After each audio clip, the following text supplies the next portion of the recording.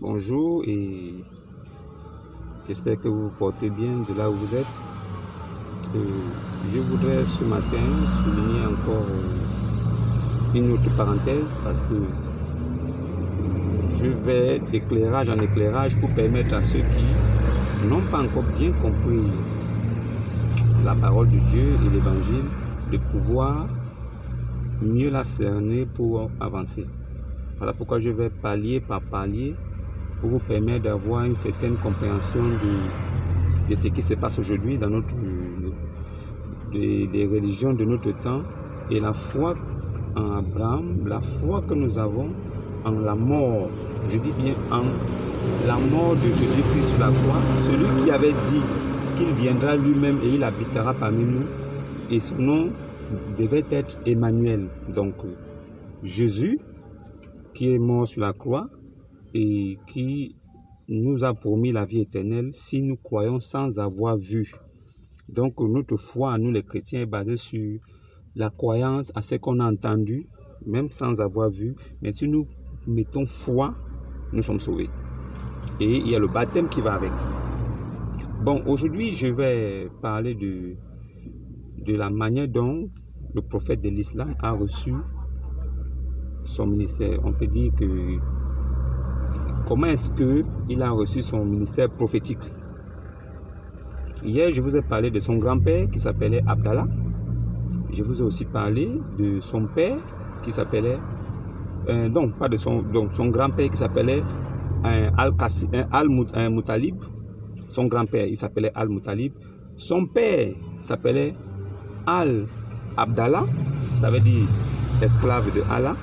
Et lui-même, Mohammed, qui portait le nom de Al-Qasim. Bon, Mohammed, c'est son nom de...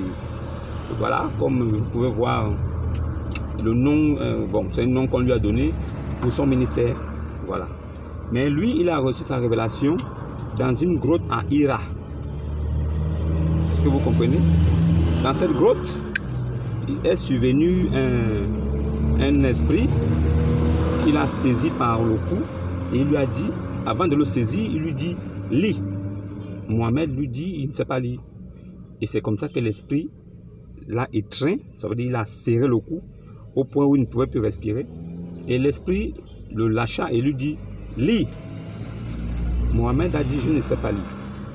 Et l'esprit a refait la même chose. Ça veut dire que ça s'est passé 3 fois. Et c'est à la 3e fois que l'esprit lui a dit, ok, donc comme tu ne sais pas lire, tu vas réciter. Tu vas réciter au nom du Seigneur de l'univers qui a créé toutes choses et qui a créé l'homme d'une matière qui colle. Bon, ça c'est comment il a reçu la révélation. Mais avant de commencer son ministère, il a déclaré la guerre à quiconque ne croirait pas à Allah. Ça veut dire que pour lui, c'est quand il voulait commencer son ministère, comme ce fut le cas de Jésus. Mais lui, dans son cas, c'était en déclarant la guerre à quiconque ne veut pas accepter que Allah est le seul et unique Dieu. Voilà comment il a commencé.